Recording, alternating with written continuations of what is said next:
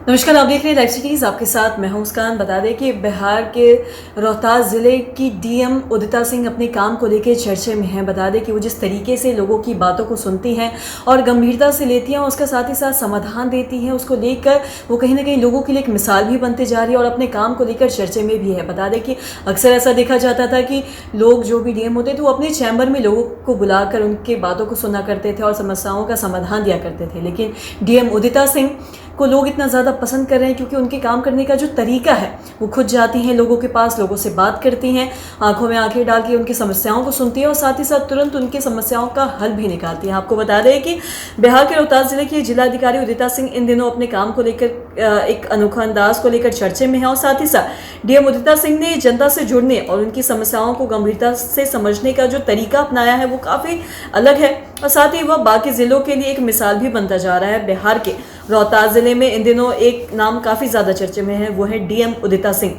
और साथ ही जहां पहले भी जनता दरबार लगाए जाते थे, लेकिन अब जो बदलाव आया है उसने लोगों के दिलों को भी कहीं ना कहीं छू लिया है। हर शुक्रवार को रोहतास जिला मुख्यालय सासाराम में जो नज़ारे देखने को मिलते हैं, जो बाकी जिलों के लिए एक गवर्नेंस मॉडल भी बनता जा रहा है। और साथ ही रोहतास जिले के महिला डीएम उदिता सिंह अपने चैम्बर में बैठकर लोगों को बुलाने के बजाय खुद चलकर फरियादियों के पास जाती हैं, खड़े होकर उनकी बातों को सुनती हैं और सबसे खास बात तो ये कि तुरंत आदेश देती है और समाधान भी निकालती हैं। साथ ही ऐसी चीजें हम अक्सर फिल्मों में देखा करते थे कि तुरंत अपनी समस्याओं को लेके जाए और उसका तुरंत वहीं पे समाधान भी दे दिया जाता था। साथ ही लेकिन रोहतास में यह हकीकत बन चुका है। यह जनता दरबार किसी दफ्तर का आयोजन नहीं बल्कि एक सभागार भवन में होता है, जहाँ सभी फरियादी आम नागरिक की तरह नहीं बल्कि सम्मानित नागरिक की तरह बैठते हैं और डीएम खुद उनके पास जाकर बात करती हैं।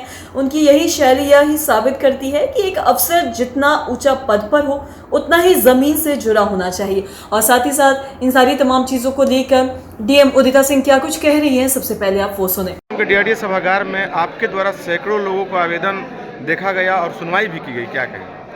देखिए, यहाँ पर जो जनता दरबार लगाया गया उसमें पूरे जिले के लोग अलग अलग प्रखंडों से लोग आए हैं और उनकी अलग अलग तरह की समस्या है। कुछ की ज़मीन विवाद से संबंधित समस्या है, कुछ का आवास संबंधित समस्या है, कुछ लोग का नल जल नली गली संबंधित समस्या है, कुछ लोग का शस्त्र संबंधित। तो विभिन्न तरह की समस्याओं के लेकर लोग यहाँ पर आए हैं और यहाँ पे सभी जो जिला के वरीय पदाधिकारी, और क्योंकि ज़मीन संबंधित बहुत समस्याएं आ रही थी तो इसीलिए सभी अंचल अधिकारी भी यहाँ मौजूद हैं ताकि लोगों का हम लोग त्वरित जो है एकदम त्वरित निष्पादन हम लोग उनकी समस्याओं को कर सकें।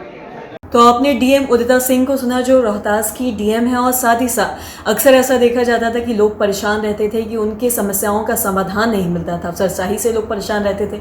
तो वहीं पे जिस तरीके से डीएम उदिता सिंह अपने काम को लेकर चर्चे में है, जिस तरीके से वो लोगों के पास जाती हैं, उनकी बातों को सुनती हैं और तुरंत समाधान भी निकालने की पूरी कोशिश करती हैं, ये कहीं ना कहीं इस बात को बिल्कुल सिद्ध करता है कि वो कहते हैं ना कि कुर्सी पर बैठकर नहीं बल्कि ज़मीन पर उतरकर ही सच्ची सेवा होती है। और एक महिला अधिकारी के रूप में उन्होंने जिस संवेदनशीलता, दृढ़ता और साथ ही जवाबदेही को अपने काम में उतारा है, वो हज़ारों लोगों के लिए एक प्रेरणा भी बनते जा रही है। और साथ ही आप देख रहे हैं कि किस तरीके से वो लोगों की फरियादों, जो भी फरियादी हैं, उनकी बातों को सुन रही हैं, तुरंत वहाँ पर जाती हैं, उनकी बातों को आँखों में आँखें डाल के सुनती हैं और साथ ही पूरी कोशिश करती हैं कि उनकी जो भी समस्या है उनका समाधान दिया जाए। अक्सर ऐसा देखा जाता था कि पहले लोगों को चैम्बर में बुलाया जाता था, बातें सुनी जाती थी और उसका कोई रिजल्ट आए ना आए इसकी भी कोई गारंटी नहीं होती थी, लेकिन ये कहीं ना कहीं एक दो लोगों के लिए प्रेरणा स्रोत बनती जा रही है। तो ये कहीं ना कहीं दूसरे जिलों के लिए भी एक गवर्नेंस मॉडल बनता जा रहा है। तो आपने सुना और सारी चीज़ें देखी, तो आशा करते हैं कि जो तमाम जानकारी है आपके लाभदायक रही। तो आज इस वीडियो में इतना ही। अगर आपने अब तक हमारे चैनल को सब्सक्राइब नहीं किया तो तुरंत कर ले, साथ ही हमारे फेसबुक पेज को लाइक करें। वीडियो देखने के लिए आपका धन्यवाद।